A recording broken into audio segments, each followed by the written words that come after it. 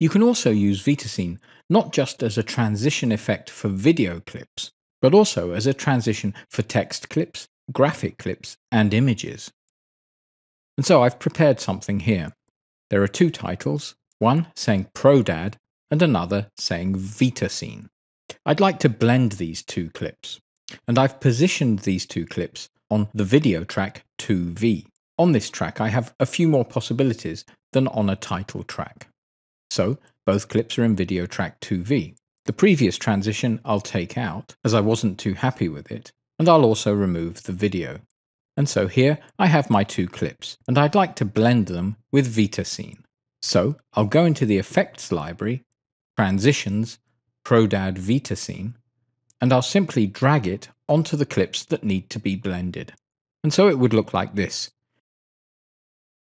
This is the standard transition that we've seen previously. The only difference is I've used it on a title. And of course, I could select a different effect. And I'll do this by double-clicking directly here on this effect. In doing so, I don't have to use the effect palette. Doing it this way means I would have to experiment somewhat. I'll simply select an effect from the presets, and then I'll look at it.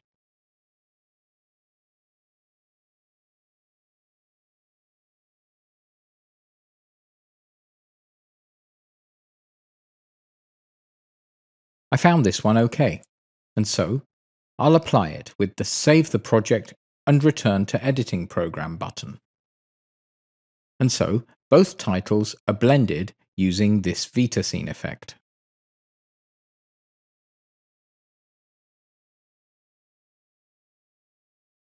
I've now selected another effect, this one, the Light Ray Windscreen. It looks like this with its default settings. And it's not particularly obvious what it does in the beginning. There are light beams that are quite weak for the minute, and I'd like to intensify their effect. So I'll edit this effect, and we do it like this. Beneath the effect selection, we have some settings, and depending on the filter, they're divided into separate subsections in the various tabs. And here, I'd like to experiment somewhat. And what I need to do so that these settings don't simply work for the specific time point that I'm at is that I need to deactivate temporarily this keyframe function. We don't need to understand exactly why, but I'll simply deactivate it and then I can experiment with the settings. For example, if I turn up this glow intensity,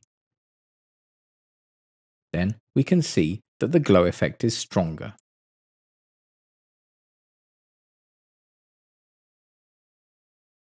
Then perhaps I'll adjust this ray length somewhat.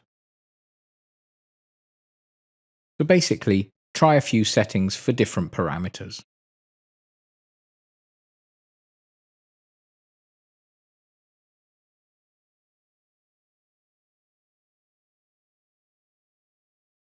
And when I've adjusted the settings to how I like them, I activate the keyframes again.